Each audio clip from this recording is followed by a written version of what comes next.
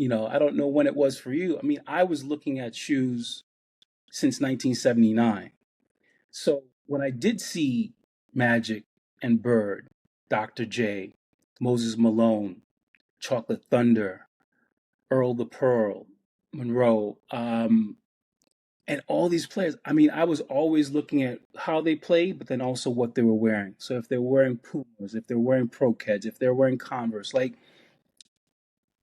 But would you say back then, though, there was nothing necessarily distinctive about the shoe? Because a lot of the shoes kind of had the same look to it, especially basketball shoes. Right. You're very true. There was thin uppers and thick soles. Yep. It's true. I mean, when you look at the Pro Keds, you look at the Converse, of course, the Converse Chuck Taylor. There was nothing fancy about them, but it was also what the player who was wearing them, what they were doing, especially in basketball. Their style of play. Like, I never got to see Bill Russell play. I've only seen highlight tapes or old video or film, but I still say, I question, how did he play in those, Chuck Taylors? Because there's no support in those bad. I try to wear Chuck Taylors, even casually. My feet hurt after about 25 minutes, man. I got to take them off. I'm not even in the front.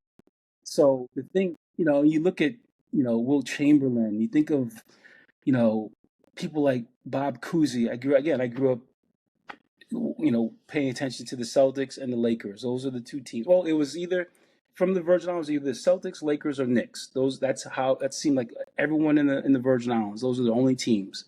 And then once cable television came online, broadcast, of course, ESPN was a game changer.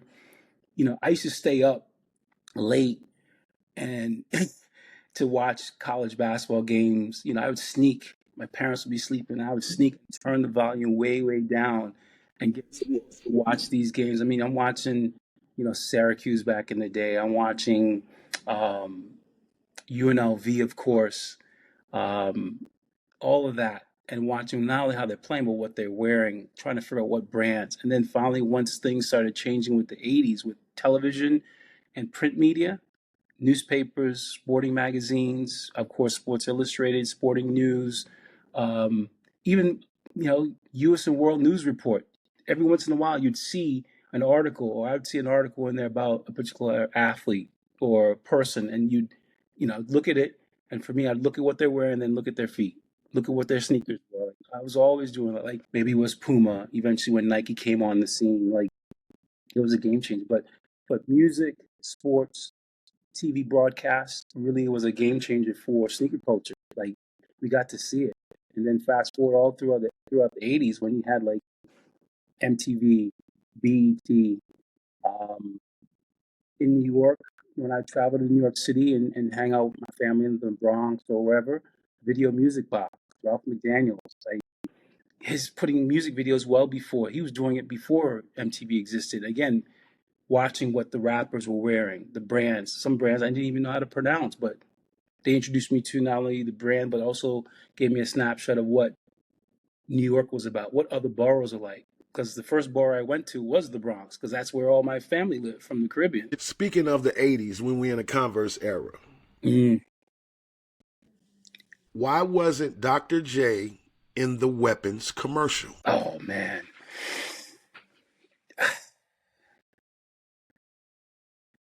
Because if we doing a timeline now, yeah, the Weapons commercial hit in '86. Yeah, Dr. J was already wearing the Converse Pro high top leather joints, and he was the face. He was the face of the brand, and he was the face. Yeah. So I'm like, what happened between '84 to '86 when they developed the weapon and Dr. J not in that commercial? That's such a good question, but I think for me, it's about, he was already wearing the pro leather. The Converse really wanted to create a stable of athletes, and we eventually saw that, right? So yeah, they had the Converse weapon, but then you think about players like, oh man, you think about those iconic commercials from Converse, the Choose Your Weapon campaign. They wanted a stable of athletes, and they didn't just want one person to stand out, even though we know they put Bird and Magic as the kind of, pitting against each other. And that's psychological. That was, French Lick, Indiana, Michigan, white, black, champion, gregarious, fun, point guard that broke the mold. And Larry Bird was going to be, quote unquote, the savior for the NBA, because the NBA was at that point where there was a lot of drug usage. There were too many fights. And the league at the time, no one will ever say this publicly, but the league was becoming so black that the people didn't like it, that it was turning fans off, right? Iconic teams like the Celtics, again, not to harp on them, but they were the first team to put an all-black starting five on the court. They were the first team to hire a black man as head coach, not only a head coach, but a player coach. And again, the GOAT, the true GOAT to me, Bill Russell. He's got and we just got to say this too. We're talking about Boston. We're talking about Boston. Boston has never been able to, and I lived in New England, and specifically the Boston area, for more than 2 decades.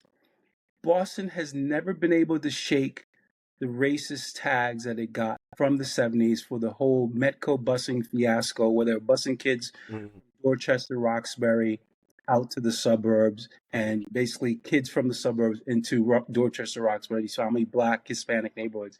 That whole, and that iconic photo of the cat being stabbed in the stomach on, City Plaza with the American flag, like that to this day, that's burned into people's brains. I mean, the stuff that, again, Bill Russell had to face, both Dr. Martin Luther King and Coretta Scott King, when they lived in Boston, when he was getting his PhD at Boston University. You think about all the things that have happened. But one thing about Boston, I will say, is it's a great place to visit. There's a lot of history there. It's a sports town. There's no denying that. But Boston, I didn't know. I'll give you all a quick story. I'm going home with one of my friends, classmates who I met, who lived in Dorchester. This is our first year of college. And I'm like, I wanted to go to Dorchester and Roxbury, because I had only learned about it from Ed Agee and the Bulldogs and got to have a music video. I'm wearing Nike sneakers. He's like, D, you can't wear those. I'm like, what are you talking about? He goes, you can't wear those in my hood. He goes, we're a 3-stripe city. I'm like, 3-stripe city? He goes, yeah, we only rock Adidas in Boston. If you wear those Nikes, we're going to have some beef.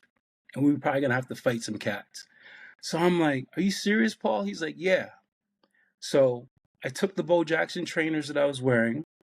This is the Raiders colorway. I'll never forget them. Air Trainer SCs, the 34 in the back. Put on my Adidas Superstars, which were not as comfortable, but nonetheless, I didn't, went to Boston, Dorchester, Roxbury, Jamaica Plain, all that. Even went to Downtown Crossing, which is like the mecca where Macy's, Filene's Basement, it's basically where all the shopping takes place, all the mom and pop sneaker stores too. And I'll never forget just counting how many Adidas sneakers I saw. And I was blown away. And this is 1991. And I was like, they really take this 3 stripes thing serious. That is crazy. That is crazy. Crazy, right? It is crazy. This is